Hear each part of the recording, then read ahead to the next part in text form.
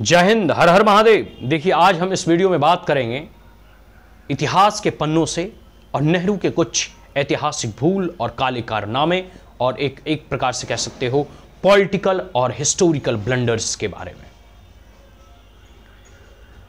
कांग्रेसियों को जो है इस वीडियो से जो है बच के रहना चाहिए, उन्हें नहीं देखना चाहिए, ना ही देखे तो अच्छा है, ठीक है, क्योंकि कांग्रेस के लोगों को यह बातें पचेगी नहीं, यह दाल गलेगी नहीं, सच्चाई उन्हें चुभेगी, कांटे की तरह चुभेगी। जो कांग्रेस के शीर्ष नेताओं के द्वारा या अतीत में इनके नेताओं के द्वारा और भारत के प्रथम प्रधानमंत्री पंडित नेहरू के द्वारा जो हिस्टोरिकल ब्लंडर्स, कुछ मिस्टेक्स जो किए गए, आज हम उनके काले चिट्ठे को उजागर करने वाले हैं, वो आपके सामने हम प्रस्तुत करने वाले हैं। सबसे पहले हम बात करेंगे कि जब जम्मू कश्मीर के राजा हरि सिंह ने जो है स्टैंड स्टिल की स्थिति बनाई कि ना हम भारत के साथ मिलेंगे, जब ना पाकिस्तान के साथ मिलेंगे, पहला देखो नेहरू का हिस्टोरिकल ब्लंडर। तब फिर पाकिस्तान ने उस पर अटैक कर दिया। अटैक करने की स्थिति में जो है राजा हरि सिंह जो है भारत में आकर जो है शरण मांगे और उन्होंने भारत से सहायता मांगी। फिर नेहरू वहां सहायता करने के लिए भेज रहे थे, तब सरदार पटेल ने उन्हें सलाह दिया कि आप एग्रीमेंट में साइन करवाएं कि आप भारत के साथ मिलने जा रहे हैं, तभी हम आपकी सहायता करेंगे। बाद में जो है इंस्ट्रूमेंट ऑफ एसेशन पे जो है साइन होता है और फिर जो है भारत की सेना वहां टुकड़ी जाती है। लेकिन सबसे बड़ा दुर्भाग्य और मिस्टेक देखो कि अगर जिस प्रकार से हैदराबाद का इशू जो था, मसला था, वह सरदार पटेल को दिया गया, ठीक उसी प्रकार अगर जम्मू कश्मीर के इशूज और मसले को सरदार पटेल को दिए जाते तो शायद यह मसला आज इतना बड़ा जो है इशू और कंट्रोवर्शियल इशू बनकर नहीं रहता। ये उस वक्त ही जो है हमारे यशस्वी गृह मंत्री सरदार पटेल के द्वारा जो है सॉर्ट आउट और समाप्त कर दिए जाते, चाहे कोई भी नीति अपनाई जाती, साम दाम दंड भेद। लेकिन दुर्भाग्य देखिए, जब पीओके जो अभी पाकिस्तान ऑक्युपाइड जम्मू कश्मीर है, इस पर पाकिस्तानी रेंजर्स और पाकिस्तानी सेना ने कब्जा कर लिया। अब नेहरू क्या जो गलती किए, सबसे बड़ी गलती उन्होंने क्या कि इस मैटर को international united nation of organisation लेकर गए और वहां इस मुद्दे को उन्होंने उठाया। बाद में फिर सीज फायर वगैरह हुआ और आज भी पाकिस्तान ऑक्युपाइड जम्मू कश्मीर जो है पाकिस्तान के ही कब्जे में है।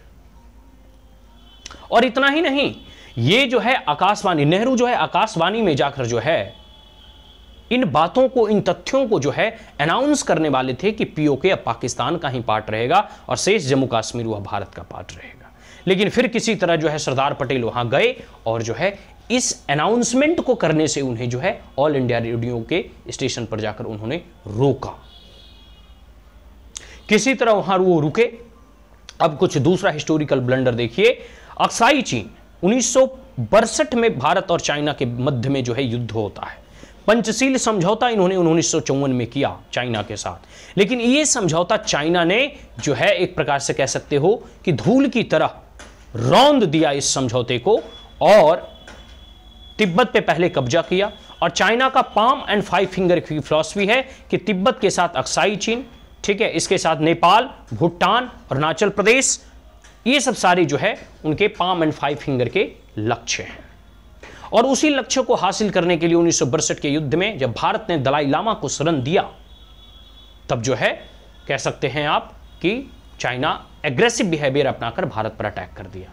उस दौरान नेहरू ने जो है बहुत सारे पॉलिटिकल ब्लंडर किए। सबसे पहला ब्लंडर ये किया कि अक्साई चीन और जो अभी अरुणाचल प्रदेश या असम में जब चीन की सेना जब आगे बढ़ी, तब भारत की सेना उस वक्त फाइटर और प्लेन का यूज करना चाहती थी, लेकिन उस वक्त फाइटर प्लेन और एयरप्लेन को यूज करने से मना कर दिया गया, जबकि भारत के पास वो शस्त्र अस्त्र जो है उपलब्ध थे। पहला। और दूसरा कि जो आर्मी और बटालियंस को इक्विपमेंट्स पहुंचने चाहिए थे, जो साजो सामान और हथियार पहुंचने चाहिए थे, वो टाइमली नहीं पहुंचता था। इसके साथ साथ जब युद्ध खत्म हो गया और अक्साई चीन कई हजार किलोमीटर आज भी जो है चाइना के कब्जे में है, यह अक्साई चीन को नेहरू ने यह कहते हुए छोड़ दिया कि वह पत्थर ही तो है, वहां घास भी नहीं उगता। यह वक्तव्य थे नेहरू के। आप सोच सकते हैं कि एक प्रधानमंत्री की इस प्रकार की मेंटेलिटी इनके कैसे, सो कॉल्ड विजनरी, कांग्रेसी नेता कहते कि नेहरू बड़े विजनरी थे। How visionary he is, now you can imagine. इसके साथ साथ जो है असम को रेडियो से इन्होंने बाय बाय कह दिया, मतलब असम को असहाय छोड़ दिया, अरुणाचल प्रदेश को असहाय छोड़ दिया, पूरे नॉर्थ ईस्टर्न स्टेट को असहाय छोड़ दिया। ये सब सारी मुद्दे हैं। जब जानता हूं कल जो है संसद भवन के पटल पे जब ये सब सारी चीज़ों के ऊपर बहस चल रहे थे, बहस छिड़ा हुआ था, तो ये सब सारी चीज़ों को सोचकर जानकर मन द्रवित हो उठता है, भयभीत हो उठता है और अचंभित भी होता है कि इस प्रकार के हिस्टोरिकल ब्लंडर करने वाला व्यक्ति भारत का प्रथम प्रधानमंत्री कैसे बन गया। कुछ और भी ब्लंडर देखती। यूनाइटेड नेशन सिक्योरिटी काउंसिल में 5 वीटो मेंबर हैं। United state of America, China, आपका कह सकते हो कि ब्रिटेन और फ्रांस, ये सब जो है, और रसिया, ये 5 वीटो मेंबर हैं। और आपको पता है पहले भारत को ही यूनाइटेड नेशन सिक्योरिटी काउंसिल में परमानेंट सदस्य और वीटो पावर के लिए जो है रिक्वेस्ट किया गया कि आप जो है वीटो पावर बन जाएं। लेकिन उस वक्त के प्रधानमंत्री नेहरू ने जो है इसको ठुकरा दिया, इस परामर्श और इस प्रस्ताव को ठुकरा दिया। बाद में यूनाइटेड नेशन सिक्योरिटी काउंसिल की वीटो पावर जो है चाइना को अलॉट कर दिया गया। और आज पूरी दुनिया के सामने और भारत जो है यूनाइटेड नेशन ऑर्गेनाइजेशन में रिक्वेस्ट कर रहा है कि हमें जो है परमानेंट मेंबर बनाया जाए। सोचिए, जब मिल रहा था तो भारत ने लिया नहीं। यह नेहरू की कारदानी है। कितना अच्छा होता आज हम दुनिया में 5 वीटो सुप्रीम पावर के रूप में जो है शुमार होते।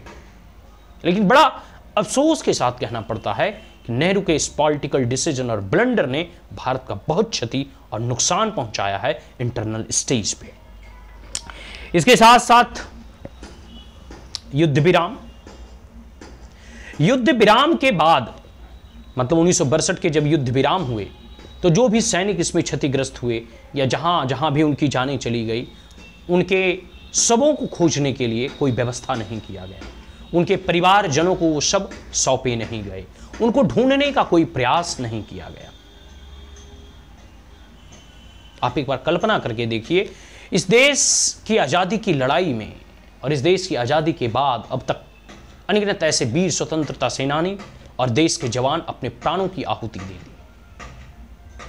लेकिन प्रधानमंत्री को यह भी चिंता ना हुई कि इस युद्ध में मारे गए सैनिकों के शव उनके परिजनों को लौटा दिया जाए, ताकि उनके अंतिम संस्कार कर दिए जाएं और कम से कम जो भी रिचुअल्स हैं उसे फॉलो किया जाए। लेकिन नेहरू के इस कुछ ऐसे पॉलिटिकल डिसीजन ने इस चीज को भी होने नहीं दिया। अक्साई चीन के बारे में आपके साथ हमने चर्चा कर ही लिया कि किस प्रकार से अक्साई चीन आज भी जो है चाइना के कब्जे में है। एक है कचिटिबू आइलैंड, जो कांग्रेस के द्वारा और कांग्रेस की सरकार के द्वारा, इंदिरा गांधी के द्वारा वो श्रीलंका को सौंप दिया गया। बड़ा ही स्ट्रैटेजिक आइलैंड था, लेकिन इसे श्रीलंका को गिफ्ट के तौर पे, उपहार के तौर पर दे दिया गया। ऐसे अनगिनत पॉलिटिकल ब्लंडर और मिस्टेक कांग्रेस के शासनकाल में, कांग्रेस के पीरियड में और कांग्रेस के सत्ता में जब वो थे तब उनके द्वारा किया गया। और इन सब सारी चीज़ों को सोचकर आज भी लगता है कि इनके द्वारा ऐसे पॉलिटिकल मिस्टेक से, इनके द्वारा ऐसे जो कह सकते हो कि वांटेड हिस्टोरिकल डिसीजन से, अनपॉपुलर जो है डिसीजन से आने वाले भारत के भविष्य को कितना नुकसान उठाना पड़ा है, या आने वाले समय में हमें और कितना नुकसान उठाना पड़ेगा, आप इस बात से इसकी कल्पना कर सकते हैं, इसका अंदाज लगा सकते हैं। आज के लिए इतना ही। कैसा लगा यह विश्लेषण? आप हमारे चैनल पे अगर पहली बार आए हैं तो हमारे चैनल को लाइक, शेयर और सब्सक्राइब करना ना भूलें। Also press the bell icon. कोई एडवाइस हो, कोई सलाह हो, कोई मशवरा हो तो आप कमेंट बॉक्स में दे सकते हैं। जय हिंद, हर हर महादेव।